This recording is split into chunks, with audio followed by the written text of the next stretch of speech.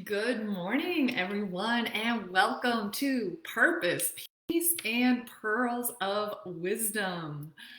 Glad to be here with you this morning.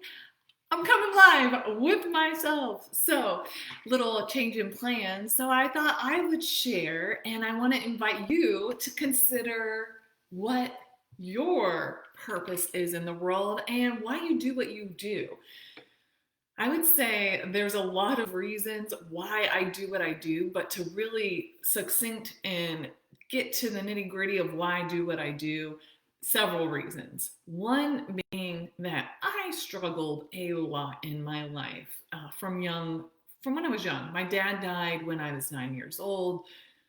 It was hard, really, really hard on my family, my mom, myself, my teenage years. I was a wild child, although I was really focused on getting good grades in school and working hard, and experienced a lot of trauma looking back. And I got to a point in my 20s where things radically changed with coaching. So I'm so grateful to have that experience. So that's a huge reason why I do what I do, because I want to pay it forward. I want to make a difference. And when I discovered that, holy crap, I don't have to stay stuck in this cycle the rest of my life, I actually have support and tools to create a life that I love. I know it kind of sounds cliche. I really wanted to share that with everyone. I got into nursing straight from high school into college. I actually wanted to be a psychologist. I wanted to help people with their mental health. Mental health is something that, let's be honest, has been a struggle in my family. I saw the effects, the pain that came with dealing with mental illness, and I really was fascinated by the mind. My mom recommended that I went to nursing school, and I'm really grateful that I did, because nursing is a career that's so versatile. We can really do so much as a nurse and adapt and serve in so many ways. And I love that it gave me the opportunity to be able to do so much with my career. So think about it.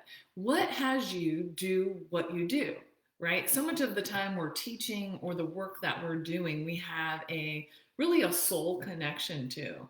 I definitely would say I have a soul connection to what I'm doing in the world. And it's a really something that I'm very grateful for. Sometimes we may not know what our purpose is.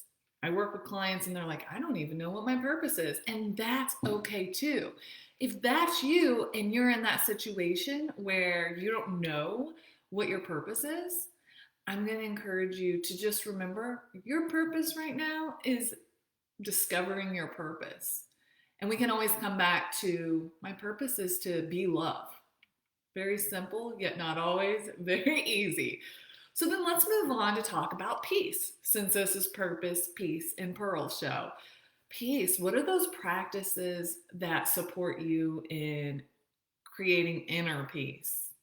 That is something that is so near and dear to me, is having my own inner sanctuary, my own inner peace, because there's so many things that can rob us of our peace. We don't have to be afraid of those things. That's normal that we are going to have things in life that are challenging, that are super stressful, that we don't know what to do, and that's okay. We don't have to be afraid of that. As humans, we are resilient. We have this innate ability to heal, to adapt, and those challenges, they really give us a chance to learn and grow and keep life spicy. They keep life an adventure is one way to look at it. But what are the practices that help keep you grounded, that create that inner peace? It's really important that we have those, that we have practices that allow us to connect with ourselves, connect with our heart, and cultivate that inner sanctuary. So, I'm going to share some of my practices with you that really support me. One of them being meditation. Meditation, and I do a variety forms of meditation. One being mindfulness, sitting in formal practice and tuning into the present moment and what is present within me from that place of kindness, compassion, curiosity, and non judgment. I love guided meditations. So you can go on Insight Timer is one of my favorite apps to use. Go on there and it depends on what is going on, what I'm feeling called to, and doing guided meditations. Also silent meditation, sitting in silence, focusing on the breath, as well as the walking meditation. So I love to do that. That really supports my inner sanctuary. Another thing is having an ongoing practice of self compassion as well as compassion for others. Really, really helpful. I'll give you an example. Today at the gym, there was a fella who he'd been in his area working for a while. It's a private gym, not a very big gym.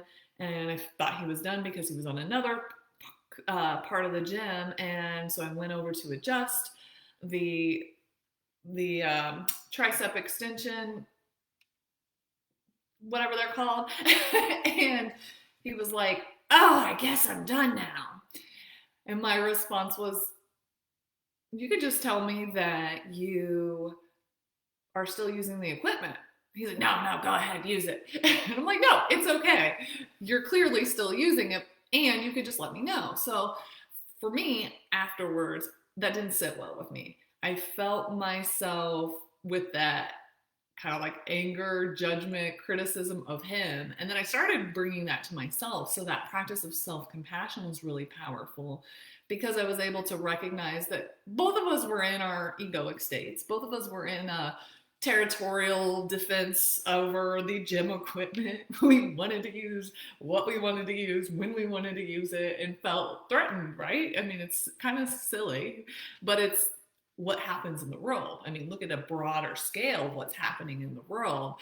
We're arguing over a lot of things outside of gym equipment. We're not arguing, but maybe we get in this situation we were having some there was some resistance there. There was some angst, right? We were kind of against each other instead of working in that collaborative state. So I got to practice one of the clearing tools that I use is Ho'oponopono. So practicing that Ho'oponopono and then practicing self-compassion. So self-compassion in that, oh, that didn't feel good, but not to get all caught up in the story or caught up in the situation. It's okay, right? And then acknowledging that it's also okay to speak up and use my voice, and that perhaps in the future, adding those things that I talk about all the time, power of the pause, taking a deep breath and being able to feel like I'm able to respond to him and rather than react, right? See and connect with the humanness of someone else.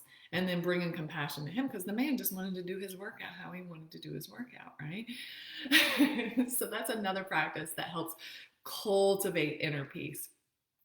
And pearl of wisdom. The pearl of wisdom. We all have so much wisdom from being human beings walking on this earth. So I want to remind you that you have a lot to share, that you have a lot to support others, that no matter what, even if you're feeling like, I don't really know what my purpose is in life, or I have all of these problems that I'm dealing with, how in the heck can I serve another person? You definitely can. And that very same thing that is presenting itself as a big challenge right now, mark my words, may very well become something that you are able to support and give love to others who are going through that same situation or similar situations. So my pearl of wisdom today is to breathe into your heart, right? We live and spend a lot of time in our minds. And if we haven't really cultivated the garden of our minds to be a beautiful, peaceful place the majority of the time, it can get wild up in the mind, right? It can get crazy up in there. So to really bring that curiosity, bring that, is this true? This story, this inner dialogue, what I'm thinking right now, is this absolutely true? Because we can get caught up in the madness of the mind. And to remember to drop down into our hearts and listen to our hearts and not be afraid of our emotions. Also being aware if we're being stuck in toxic emotions, right? There's a difference. Actually getting caught in the drama loop, that drama story, there is a release of hormones and it can become addicting.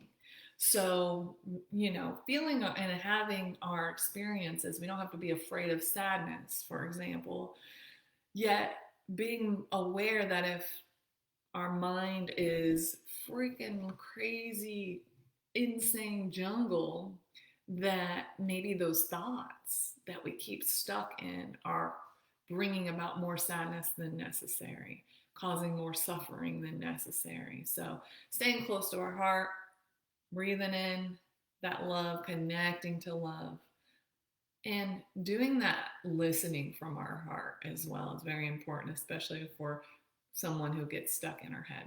All right, y'all. Can't wait to see you next week. We'll have a guest on. That's the plan. Go ahead, drop a line below. I would love to hear from you. Why do you do what you do in the world? What's your purpose?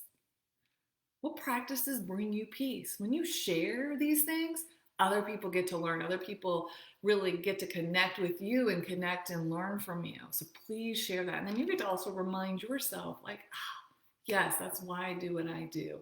Oh, yes, those things bring me peace, and I haven't done them for a while. And please share some pearls of wisdom. We have 8 billion people on this world for a reason. So we can learn from each other. That's one reason. So go ahead, drop those pearls of wisdom. Can't wait to see you next week. Have a great one.